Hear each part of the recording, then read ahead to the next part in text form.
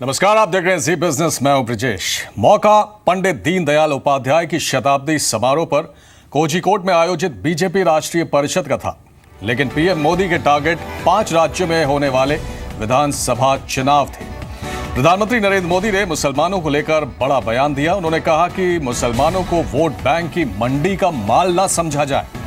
मुसलमानों के करीब आने की कोशिश में मोदी ने दीनदयाल उपाध्याय के 50 साल पहले दिए उस कथन को दोबारा दोहराया जिसमें उन्होंने मुसलमानों के करीब आने और उनकी तरक्की का मंत्र दिया था। पीएम ने जोर देकर कहा कि समाज के निचले तबके का विकास करना जरूरी है।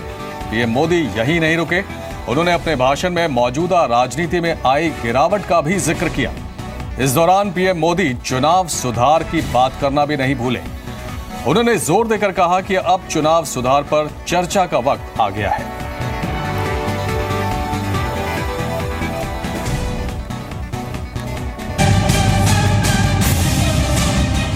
मुसलमानों को न वोट की मंडी का माल और न ही कोई घृणा की वस्तु समझे। भारत माता की मौका था दीनदयाल उपाध्याय की शताब्दी समारोह का और इस मौके पर पीएम मोदी ने सीधे सीधे वोट की राजनीति करने वालों पर हमला बोल दिया। मोदी ने पंडित दीनदयाल उपाध्याय के योगदान का जिक्र करते हुए कहा कि मुसलमानों को वोट की मंडी नहीं समझा जाए। पंडित दीनदयाल उपाध्याय जी ने कहा था, मुसलमानों को न पुरस्कृत करें और न ही उनको तिरस्कृत करें,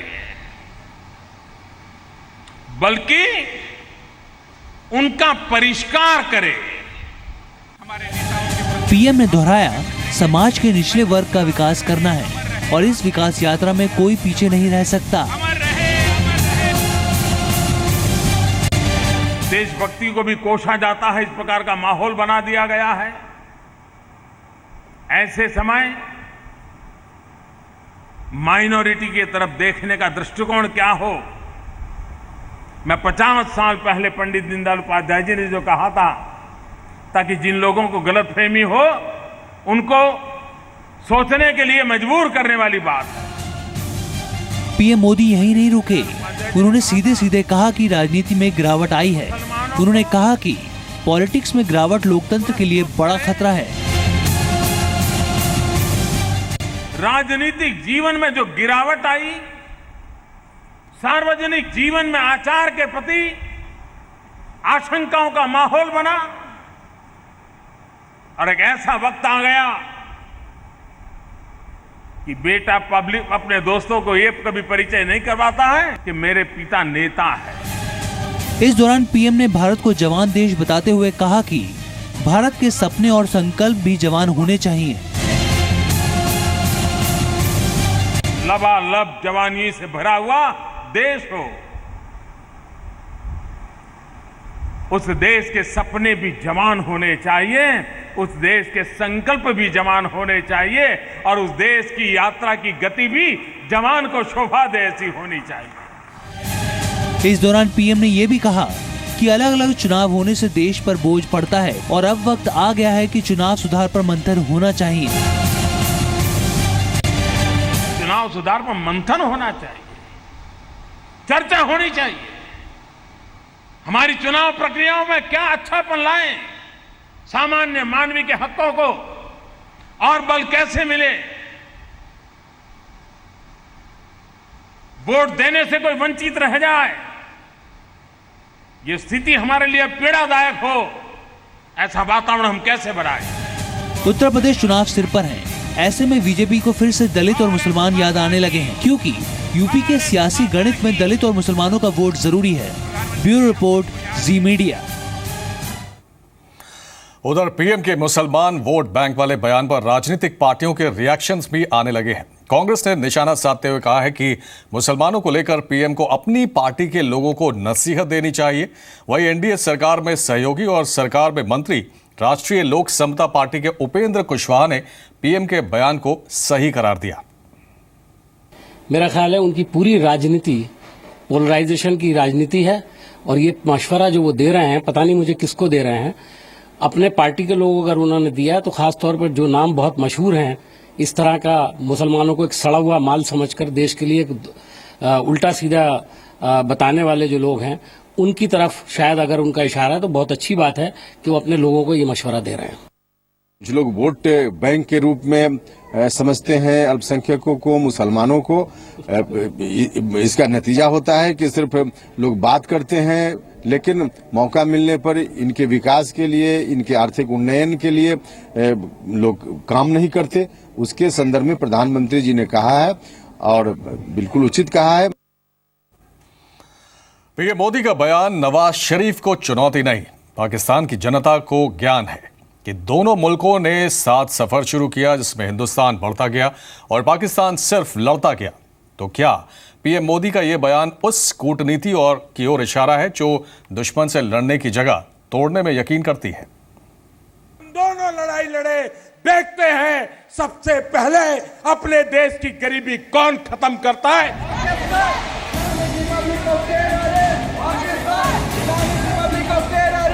भारत और पाकिस्तान एक ही साथ आजाद हुए दो मुल्क, लेकिन एक की पहचान हिंदुस्तान है और एक की पहचान आतंकिस्तान।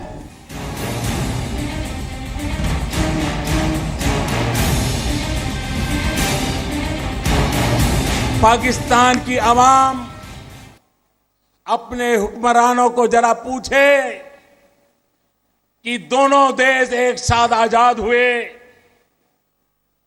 क्या कारण है कि हिंदुस्तान दुनिया में सॉफ्टवेयर एक्सपोर्ट करता है और आपके हुक्मरान टेररिस्टों को एक्सपोर्ट करते हैं? क्या कारण है? ये नवाज शरीफ को चुनौती नहीं, पाकिस्तान की जनता को ज्ञान है कि दोनों मुल्कों ने साथ सफर शुरू किया जिसमें हिंदुस्तान बढ़ता गया और पाकिस्तान सिर्फ लड़ता गया। तो क्या पीएम मोदी का यह बयान उस कूटनीति की ओर इशारा करता है जो दुश्मन से लड़ने की जगह तोड़ने में यकीन करती है? इस पटल पर पाकिस्तान ने खुद को अलग थलग किया है, क्योंकि जैसे कि एक कुत्ता रैबिड हो जाता है और हर किसी को काटने लगता है, जो आसपास आए इनडिस्क्रिमिनेटली काटना शुरू करता है, तो फिर रैबिड डॉग की इलाज उसको गोली मारनी पड़ती है। अफसोस के साथ ऐसा कहना पड़ता है। क्या वजह है कि अफगानिस्तान पाकिस्तान से त्रस्त है? क्या वजह है कि ईरान उनसे परेशान है? क्या वजह है कि बांग्लादेश उनसे त्रस्त है? जाहिर है पाकिस्तान की आवाम को वहां की सरकार की कमजोरी बताने के मतलब ये है कि भारत बिना वार किए ही दुश्मन का बंटाधार करने की तैयारी कर रहा है और पाकिस्तान की जनता पीएम की इस बात से जरूर इत्तेफाक रखेगी, क्योंकि पाकिस्तान आतंकवाद पर खर्च करता है 6.4 लाख करोड़। अपनी आबादी के करीब 30% हिस्से को गरीबी रेखा से नीचे रखता है। शांति के मामले में 162 देशों में 154वें नंबर पर है। पाकिस्तान में हर दिन कम से कम 4 बलात्कार होते हैं और भ्रष्टाचार के मामले में 117 नंबर पर है, जबकि महिलाओं के लिए दुनिया में तीसरा सबसे खतरनाक देश है पाकिस्तान।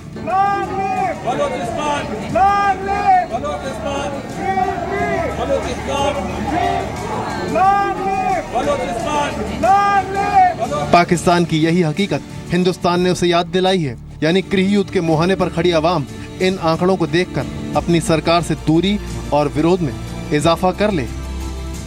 पाकिस्तान की आवाम, मैं आपको कहना चाहता हूं, हिंदुस्तान आपसे लड़ाई लड़ने को तैयार है। आओ आओ, हिम्मत हो, आओ हिम्मत हो, तो लड़ाई उस बात की लड़े। आइए हम गरीबी को खत्म करने का काम करें। सिंध, पख्तून, गिलगित, बाल्टिस्तान और पीओके, इन सब की पाकिस्तान के खिलाफ लड़ाई है और जिन मुद्दों के लिए लड़ रहे हैं उसमें एक बात कॉमन है, इस्लामाबाद इन्हें लूट रहा है और इनके हाथ खाली हैं। भारत इसी सच्चाई को दुनिया के सामने रखकर पाकिस्तान को बेनकाब कर रहा है। पाकिस्तान के अंदर भी कुछ रीजन्स में पाकिस्तान के मिलिट्री एस्टेब्लिशमेंट, उनकी सरकार जो कि एक नॉन डेमोक्रेटिक एस्टेब्लिशमेंट है, उसके खिलाफ काफ़ी सारे मूवमेंट्स हैं और ह्यूमन राइट्स की अवहेलना बहुत ही फैला हुआ है। तो ये बातें दुनिया के सामने रखना, क्योंकि ये भी पाकिस्तान आतंकवाद जो फैलाता है इससे जुड़ी हुई हैं। भारत ने पाकिस्तान की आवाम से जंग का ऐलान कर दिया है, लेकिन ये जंग भारत पाकिस्तान की नहीं होगी, पाकिस्तान की जनता और पाकिस्तान की सरकार से होगी। इसीलिए ये सिर्फ एक बयान नहीं, पाकिस्तान को तोड़ने का ब्रह्मास्त्र है। हम दोनों लड़ाई लड़े, देखते हैं सबसे पहले अपने देश की गरीबी कौन खत्म करता है। आओ, पाकिस्तान की आवाम इसको पसंद करेगी। अश्विनी गुप्ता के साथ ब्यूरो रिपोर्ट, जी मीडिया। विदेश मंत्री सुषमा स्वराज कल पाकिस्तान को जवाब देंगी। सोमवार यानी कल सुषमा स्वराज यूएन महासभा को संबोधित करेंगी और वो इसके लिए न्यूयॉर्क पहुंच चुकी हैं। ऐसा माना जा रहा है कि नवाज शरीफ के भारत पर लगाए आरोपों का सुषमा स्वराज करारा जवाब देंगी। उरी हमले के बाद भारत की कोशिश पाकिस्तान को हर मोर्चे पर घेरने की है। यूएन मंच पर सुषमा स्वराज आतंकवादी मुद्दे को उठाकर पुख्ता सबूतों को सामने रखकर पाकिस्तान को बेनकाब करने की कोशिश करेंगी। कश्मीर में भड़की हिंसा और उरी हमले में पाकिस्तान के हाथ होने की बात कही जा रही है। यूएन में भारत को संबोधित करते हुए सुषमा स्वराज आतंकी सरगना हाफिज सईद सलाउद्दीन को पाकिस्तान से मिलने वाले सरकारी समर्थन की बात भी रख सकती हैं। यूएन में पठानकोट और उरी में हुए हमलों के सबूत के साथ पाकिस्तान को घेरने की कोशिश की जाएगी। भारत की कोशिश है कि पाकिस्तान को आतंकवादी देश घोषित किया जाए और पूरी दुनिया से अलग थलग किया जाए।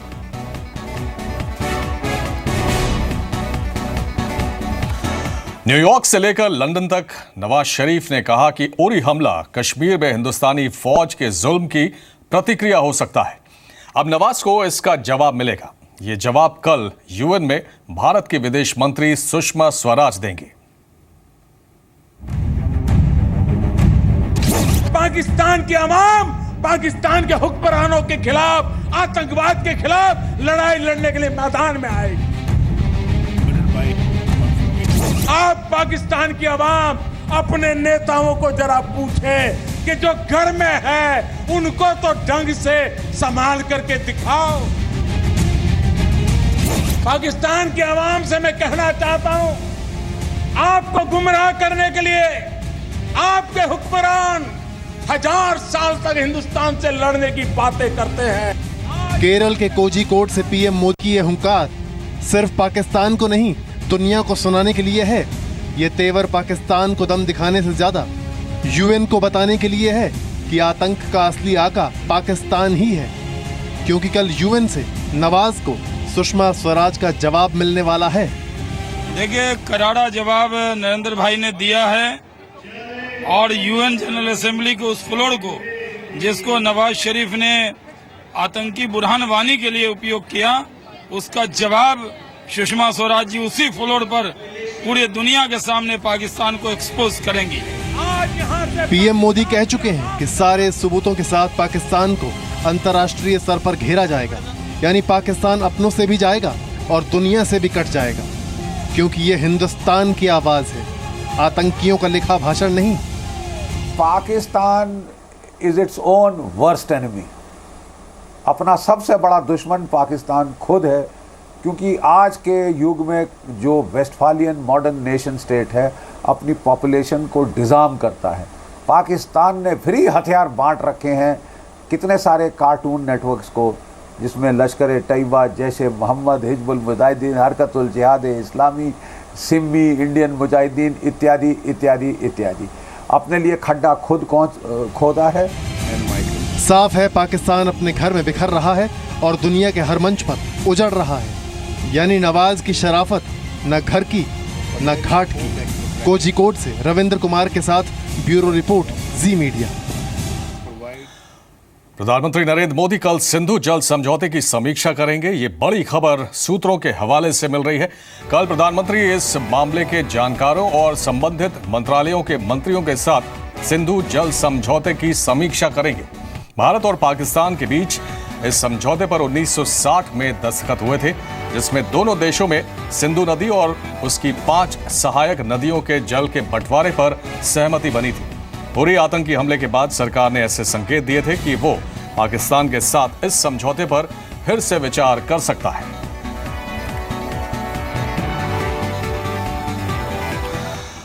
कुछ और खबरें। अब प्रोविडेंट फंड निकालने के लिए आपको तमाम झंझटों से छुटकारा मिलने वाला है। अब एक क्लिक पर आप अपना पीएफ निकाल सकेंगे। आने वाले 2 महीने में ईपीएफओ नया ऑनलाइन सिस्टम लॉन्च करने जा रहा है। ये एक डेडिकेटेड सिस्टम होगा जिसमें कंपनी और एम्प्लॉयर की सभी जानकारियां होंगी। आपको एक क्लिक पर पीएफ और पेंशन से जुड़ी सभी जानकारियां मिलेंगी। घर बैठे निकालें पीएफ, कंपनी के चक्कर काटने का झंझट खत्म। एक क्लिक पर निकलेगा प्रोविडेंट फंड। अब एक क्लिक पर आप निकाल पाएंगे अपना प्रोविडेंट फंड। न कंपनी के चक्कर काटने का झंझट और न ही ईपीएफओ के दफ्तर जाने की परेशानी। जी हाँ, अब ये सब आपके मोबाइल से हो जाएगा। ईपीएफओ ने इसकी पूरी तैयारी कर ली है।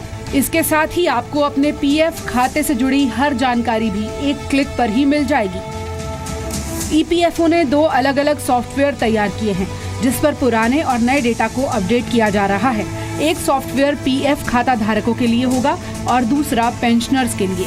सरकार चाहती है कि नए सिस्टम से देश भर के सारे क्षेत्रीय ऑफिस जोड़ दिए जाएं, जिससे आपको अपना पीएफ निकालने के लिए ईपीएफओ के अलग-अलग ऑफिस में जाने की जरूरत नहीं पड़ेगी। वहीं अगर आपको ईपीएफओ में लोन के लिए अप्लाई करना है तो वो आप ऐप के जरिए कर सकते हैं।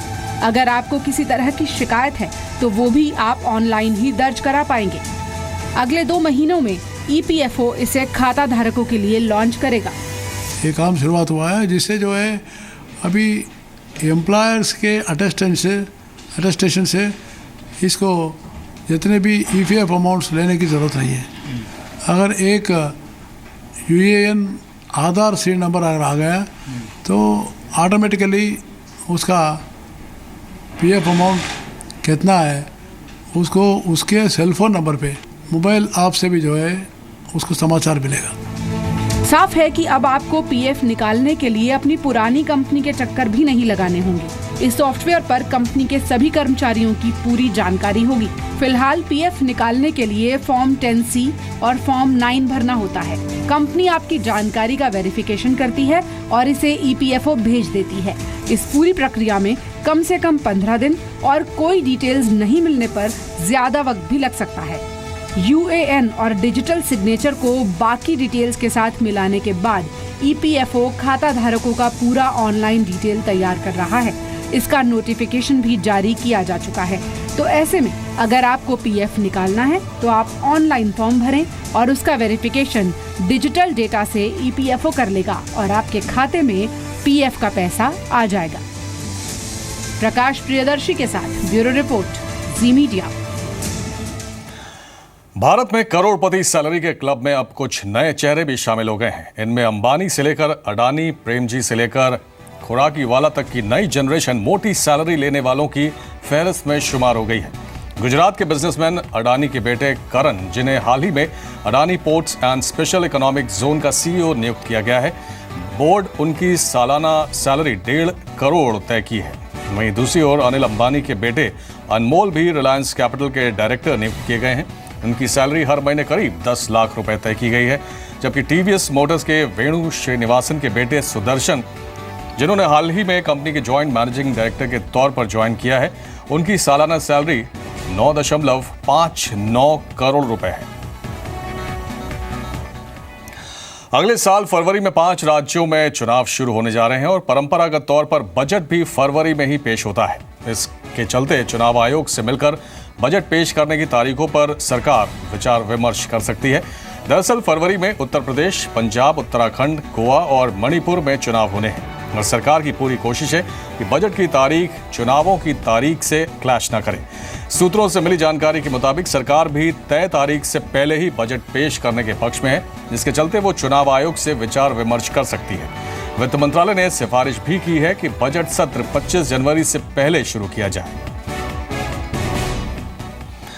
देश की तीसरी सबसे बड़ी कॉस्मेटिक कंपनी लॉरियल इंडिया के प्रोडक्ट्स में मरकरी पाई गई है। Maharashtra food and drug administration ने कहा है कि जांच के दौरान कंपनी के स्किन फेयरनेस से जुड़े 5 उत्पादों में मरकरी की मात्रा मिली है। वर्ल्ड हेल्थ ऑर्गेनाइजेशन के मुताबिक फेयरनेस क्रीम में मरकरी की मौजूदगी से स्किन की बीमारियों का खतरा रहता है। इसके अलावा किडनी भी डैमेज हो सकती है। कंपनी के जिन उत्पादों में मरकरी की मात्रा पाई गई है, उसका उत्पादन पुणे के चाकन प्लांट में हुआ है। सभी प्रोडक्ट्स की मैन्युफैक्चरिंग इसी साल अप्रैल में हुई है। महाराष्ट्र एफडीआई रिपोर्ट पर लॉरियल इंडिया ने सफाई दी है।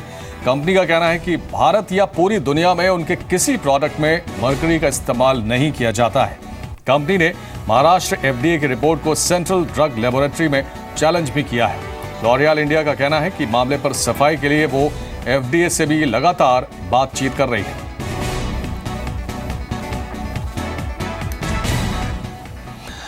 त्योहारी सीजन से पहले रेलवे कर्मचारियों को इस साल 18 दिन की सैलरी बोनस के रूप में मिल सकती है। फाइनेंशियल दिक्कतों के बावजूद पिछले 4 साल से रेलवे कर्मचारियों को इतना ही बोनस देता आ रहा है। National federation of Indian railwaymen के जनरल सेक्रेटरी ने कहा है कि हमने इस साल रेलवे कर्मचारियों के लिए 78 दिन की प्रोडक्टिविटी लिंक्ड बोनस देने की मांग की है।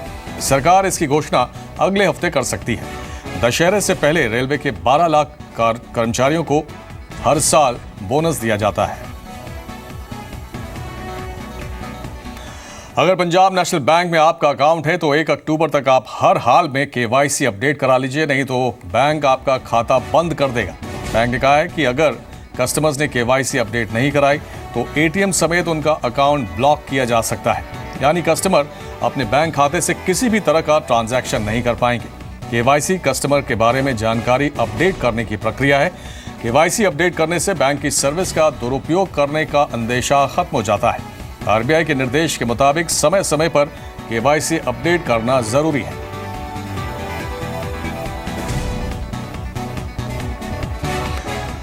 कैब एग्रीगेटर उबर ओला सरकारी विभागों के लिए नई स्कीम लेकर आए हैं। उबर और ओला स्पेशल रेट्स पर सरकारी विभागों को टैक्सी सर्विस उपलब्ध कराएंगे। सूत्रों के मुताबिक इससे सरकार को एक टैक्सी पर हर महीने 40,000 रुपए की बचत होगी। पिछले महीने लॉन्च सरकारी पोर्टल ई मार्केट प्लेस पर उबर ओला ने खुद को रजिस्टर कराया है, जिसके तहत केंद्रीय मंत्रालय और विभागों को कैब सर्विस दी जाएगी। नई स्कीम के तहत अब हर महीने सरकार के पास कैब का बिल भी जाया करेगा, जो पहले नहीं जाता था। स्पेशल रेट्स के जरिए सरकार को कोई सर्च प्राइस भी नहीं देना होगा। सरकारी मुलाजिमों को ये सुविधाएं देने के लिए उबर और ओला जल्द ही ऐप भी लॉन्च करने जा रहे हैं। टाटा स्टील यूके में स्टील कारोबार से जुड़े कर्मचारियों के पेंशन के मसले को सुलझाने की दिशा में तेजी से बढ़ रही है। टाटा के यूके में स्टील कारोबार का जर्मन रिवाइवल थीसेनक्रुप के साथ मर्जर होना है, लेकिन कर्मचारियों की पेंशन को लेकर विवाद इसमें आड़े आ रहा है। कर्मचारियों के लिए 1500 करोड़ पाउंड पेंशन की स्कीम को लेकर गतिरोध को खत्म करने के लिए बातचीत आगे बढ़ी है। हालांकि पेंशन को लेकर कोई बात ना भी बनी तो भी यूरोपियन कारोबार को लेकर टाटा स्टील और थीसेनक्रुप के बीच डील 2 हफ्ते में पूरी होने की उम्मीद है। आंध्र प्रदेश, तेलंगाना और कर्नाटक के गुलबर्गा में हो रही भारी बारिश की वजह से जनजीवन अस्त व्यस्त हो गया है। आंध्र प्रदेश और तेलंगाना में बारिश की वजह से करीब 17 लोगों की मौत हो चुकी है। हैदराबाद और रंगारेड्डी जिले में हालात बेहद खराब हैं। राहत और बचाव के लिए सेना को मोर्चा संभालना पड़ा है।